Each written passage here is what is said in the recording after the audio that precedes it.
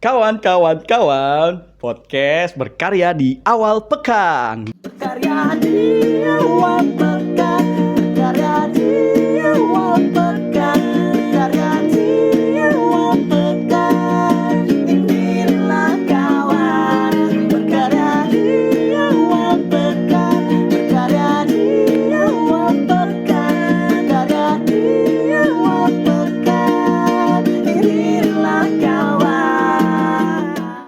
Dan gua di sini sebagai MC-nya Yot akan membahas tentang usaha UMKM dan juga seputar karya-karya kreatif. Dan kali ini kita akan kedatangan seorang guru juga ya.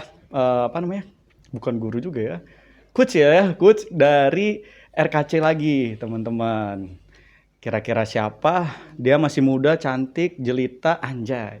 Langsung saja kita panggilkan Coach Farisa. Nggak ada tepuk tangan aja deh. Oke, Coach. Gimana kabarnya? Alhamdulillah sih baik untuk hari ini. Untuk hari ini? Iya. Kemarin gimana kemarin? Biasanya ya dibaik-baikin lah. Oh, dibaik-baikin. Oke. Jadi sebelumnya kita kenalan dulu nih, Coach. Kak. Sebelumnya kita kenalan dulu nih, Kak. Sebelumnya kakak ini biasanya dipanggilnya apa sama murid-murid, apa bukan murid-murid ya, peserta pelatihan? Biasa dipanggil sih Teh Farisa sih, Teteh gitu. Di sini lebih banyaknya mungkin karena orang Sunda. Oh iya. Jadi Teteh seringnya. Teh itu daun ini kan yang diaduk.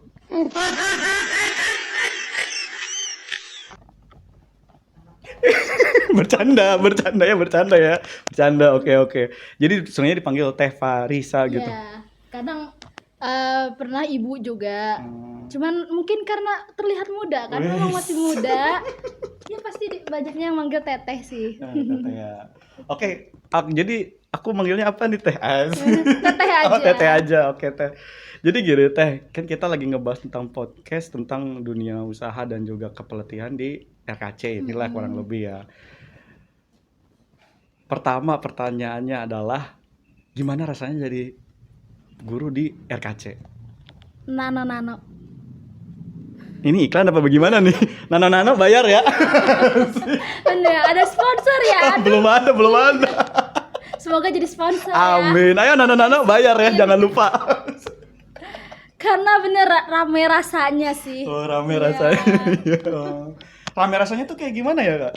Ya banyak plusnya banyak, minusnya juga kadang-kadang dirasain juga gitu. Plusnya sih kayak kita seneng gitu bisa menemani proses peserta dalam belajar gitu.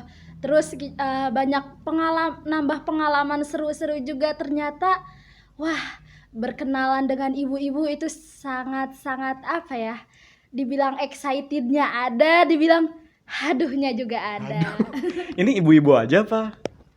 Untuk RKC sih lebih banyaknya ibu-ibu ya. Tapi ada om-om. Aduh, boleh dong.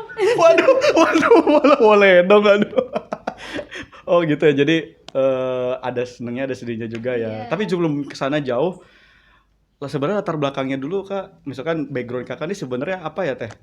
Alhamdulillah sih sama ya kan, background saya itu dulu ngambil pendidikan juga di Tata Busana, pendidikan non formal gitu. Terus saya juga selama bekerja tuh Oh, non formal? ya pendidikan non formal selama 6 bulan ada di lembaga Amil Zakat.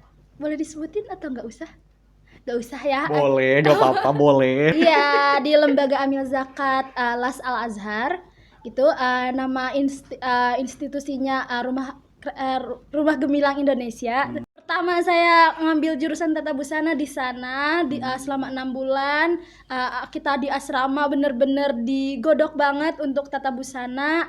Terus berkecimpung setelah itu kerja pun di bidang Tata Busana jadi asisten desainer gitu. Asisten desainer? Iya. Terkenal nggak?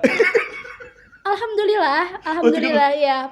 Produknya itu muslim wear tapi yang chic gitu loh, yang untuk summer gitu. Berarti boleh lah ya nanti lobby buat sponsor dikit gitu, ah. Boleh nanti Kalau di akhir deh ya kita Ya, sebutin enggak. produk. Ini kayaknya kita butuh duit banget. Enggak bercanda. Ya udah. Next.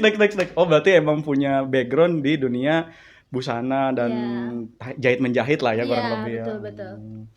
Terus lanjut kita ke pertanyaan yang tadi. Hal yang paling apa ya namanya? Diingat gitu. Ketika ngajar tuh apa? Ketika di RKC ini.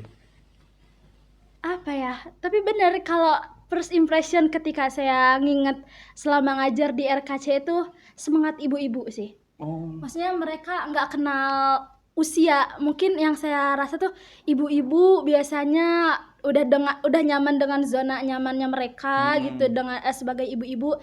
Ternyata di sini tuh banyak untuk mereka itu hal yang baru, bener-bener baru. Karena kan tata busana itu bukan apa ya, bukan kegiatan yang mudah dilakukan. Betul, Banyak, saya setuju itu. ya banyak effort. Pertama selain biaya juga effort kita tuh harus bener-bener memang mau tata busana.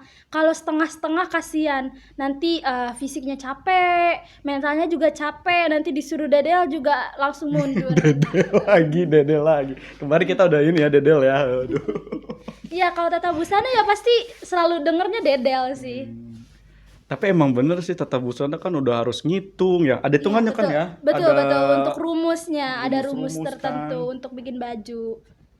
Itu susah nggak sih ngajarin ke ibu-ibu kayak gitu? Atau ada trik tertentu nggak sih buat ngajarin ke ibu-ibu? Atau mungkin ada juga anak muda yang biar cepat langsung gitu, ada nggak? Sebenarnya kalau dibilang susah itu kembali ke pribadi masing-masing mereka sih ya. Ada yang memang mereka belum punya basic tapi diajarin mereka langsung bisa mengikuti. Ada juga mereka yang udah beberapa kali ikut pelatihan tapi misalnya masih kesusahan juga ada kayak gitu. Kalau untuk anak muda sih mereka kalau di teori itu mereka cepet. Cuman kalau misalnya di praktek mungkin mereka baru pertama kali mengoperasikan mesin jahit jadi kadang agak-agak inilah. Agak riweh. Iya betul. Ini apa bu gitu nggak Iya sih? betul. Harus dijelaskan bener-bener secara rinci gitu. Tapi kan memang tata busana itu gitu. Prosesnya Iya. lama, nggak ada yang instan untuk tata busana. Berarti nggak ada kayak yang murid spesial gitu, pernah nggak sih kayak peserta yang aneh banget nih gitu? Pernah nggak ketemu kayak gitu? So far sih selama di RKC ya anehnya tuh masih bisa ditoleran. Anehnya masih bisa ditoleran guys. Masih. Guys ingat ditoleran ya, oke. Masih bisa dimaafkan. Maafkan. Maksudnya saya juga banyak salahnya sih, tapi mereka juga masih dibilang batas wajar lah. Batas wajar. Oke. Berarti kalau itu kan tadi ini ya pengalamannya gitu.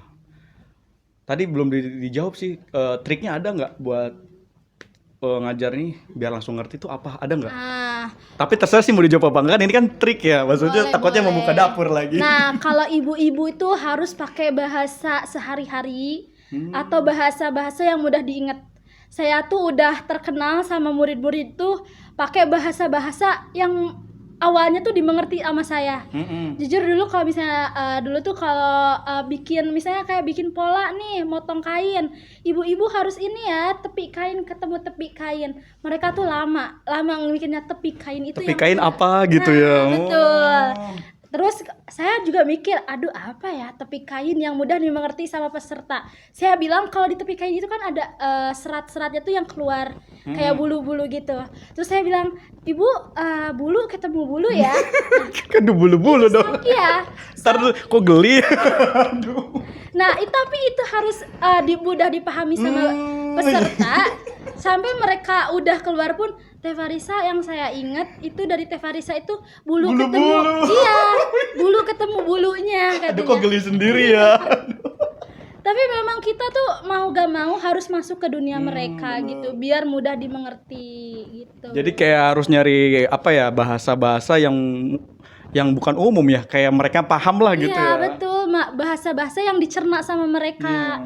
Tapi kalau misalnya untuk peserta muda mungkin agak gimana ya, penyampaian saya mungkin yang kayak tadi metodenya agak kurang dimengerti gitu. Beda sama yang peserta tua itu kan jadinya langsung Sepuh aja, sepuh. Iya, langsung gitu, ngerti lah gitu. Terus juga saya suka banyak nih peserta-peserta selalu ingat bahasa saya, ada cecentil lah apa, dan itu hanya dimengerti saat kita praktek. Oh. Jadi bahasa di teori sama di praktek juga harus disesuaikan juga ya. Iya, betul. Gimana kita nyampein ke ibu-ibu, harus bahasa-bahasa yang memang seringan mungkin dikemasnya. Nice. Iyalah bener kan harus. Iya. Jadi harus kayak masuk ke dunia mereka juga gitu Iya, ya. betul. Saya juga kayaknya semenjak di RKC bisa 20 tahun lebih tua. Waduh. Duh, jadi kayak menyesuaikan gitu Iya, ya jatuhnya ya. mau gak mau harus menyesuaikan gitu. Nanti saya ketemu sama teman-teman saya tua banget ya saya. Berarti ini enggak Biasa. kayak ada jokes-jokes gitu juga enggak? Jokes bapak-bapak gitu masuk juga enggak? Jokes bapak-bapak karena ibu-ibu mungkin Iya, ya. enggak, maksudnya kayak jokes yang udah tua gitu. Yang cringe-cringe gitu suka keluar gak? Kayak misalkan lele apa yang bisa terbang? Enggak. Tata busana itu enggak ada waktu untuk bercanda. Oh, enggak ada ya. Beneran. Oke. Waktunya sangat Siap, singkat siap. untuk bercanda. Siap, kita nggak akan bercanda lagi. Oke.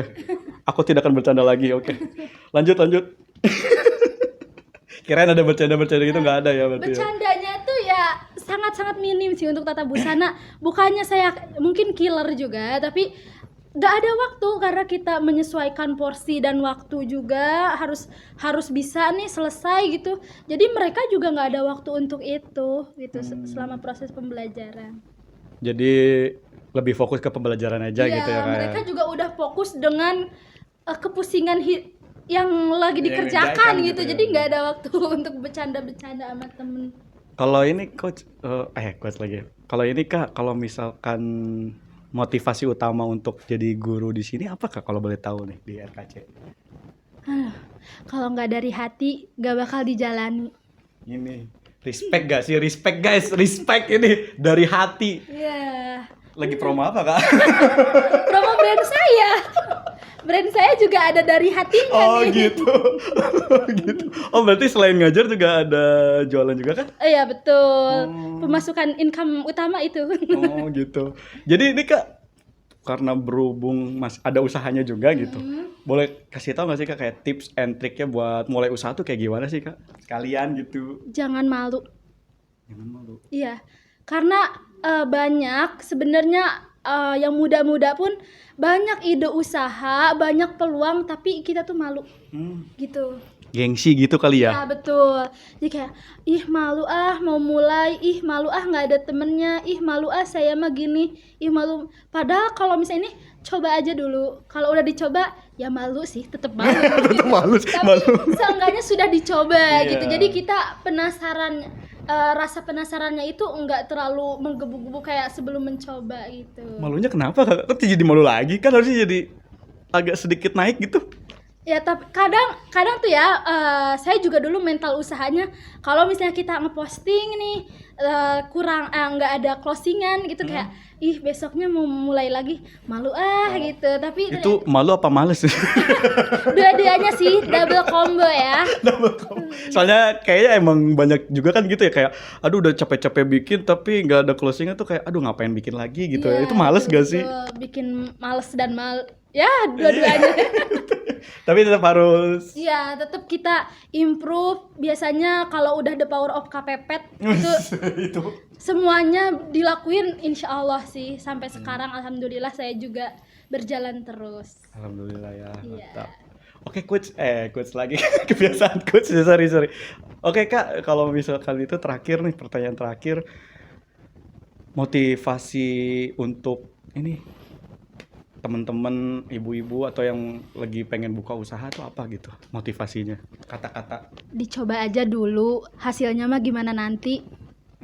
mantap. Udah gitu aja, nggak ada lagi. Bener, dicoba. Itu kan satu kalimat tapi sebenarnya maknanya luas. Oh, iya, iya. Dicoba aja dulu, mau itu di bidang kita gitu, gak apa-apa. Karena kalau pertama mulai itu pasti semua bidang kita cobain dulu aja. Karena mungkin kita itu di bidang tata busana, tapi kadang kurang hoki juga. Mungkin di bidang lain kita coba dulu aja. Saya juga kan udah beberapa kali coba beberapa bidang usaha, dan alhamdulillah memang yang paling long last, yang paling lama itu ya ini tetap tata busana ini gitu. Jadi jangan takut mencoba dan terus berusaha gitu Ya, ya. betul. Kalau untuk yang muda-muda nih, ada nggak pesan-pesannya gitu? Daripada scroll TikTok buat lihat doang, ayo mulai jualan. Apa aja dijualin. Seenggaknya kuotanya habis buat ngasilin cuan. Wis, kelas abangku menyala ya. Nice. Oke, sampai gitu dulu kali ya. Terima kasih udah seru-seruan di Oke, kawan seru ini. banget. Dan udah menyempatkan waktu juga untuk podcast bersama saya ini, bersama Acu ya. Di podcast kawan ini. Jadi sekian dulu. Terima kasih buat Coach Farisa kan bener ya? Farisa. Iya. Sampai di sini dulu. Sampai ketemu lagi di next episode. Dadah semuanya. Let's go. Hari ini ingin ku bagi ceritaku, bincang unik santai bersama, karena inspirasi perjuangan mereka untuk masa depan.